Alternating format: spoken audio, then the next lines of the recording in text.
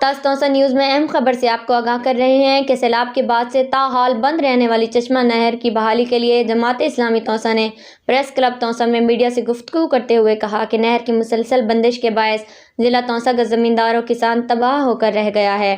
ہزاروں ایکڑ زرخیز زمین بنجر پڑی ہوئی ہے، مگر نہ تو اس جانب پنجاب حکومت کوئی توجہ دے رہی ہے، نہ ہی KPK کی حکومت۔ ہم مطالبہ کرتے ہیں کہ نہر کی بحالی کے لیے فوری اقدامات کیے جائیں تاکہ زمیندار و کسان کے مسائل حل ہو سکیں۔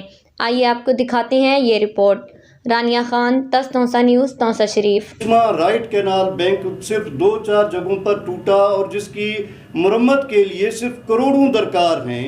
یہ صرف ایک DCO کے سائن سے بھی ممکن تھا، لیکن ہم حیران ہیں، ہم ان کی نالائکی اور بے حسی پر پریشان ہیں کہ وہ کون سی چیز ہے جو انہیں روک رہی ہے کہ اس کی مرمت سٹارٹ نہیں ہو سکی اور پانی نہر میں نہیں ہے۔ ہم سمجھتے ہیں یہ صرف کسان دشمنی، یہ کسان دشمنی بھی ہے اور یہ عوام دشمنی بھی ہے۔ جنوبی پنجاب کا یہ خطہ جس میں ہم ضلع تونسا میں آج بیٹھے ہوئے ہیں، یہ پنجاب کی کم و بیش 50% گندم پیدا کرنے والے یہ ہمارے علاقہ جات ہیں جو چشمہ رائٹ کینال بینک کے گرد و نواح میں آباد ہیں۔ کسان نے بڑی مشکل سے قرضے لے کر اپنے اثاثے بیچ کر گندم بو دی ہے، لیکن اب اس کے پانی کی باری آ رہی ہے۔ کیا ابھی بھی آپ کو انتظار ہے کسی چیز کا کہ دوبارہ اسی طریقے سے کوئی مہم چلائی جائے؟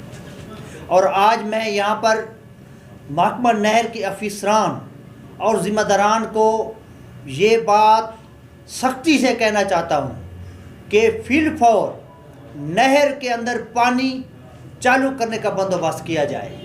ہمارا کسان پہلے پریشان ہے، پہلے سیلاب کی وجہ سے دیہاتوں میں لوگ پسے ہوئے ہیں، مجبور ہیں۔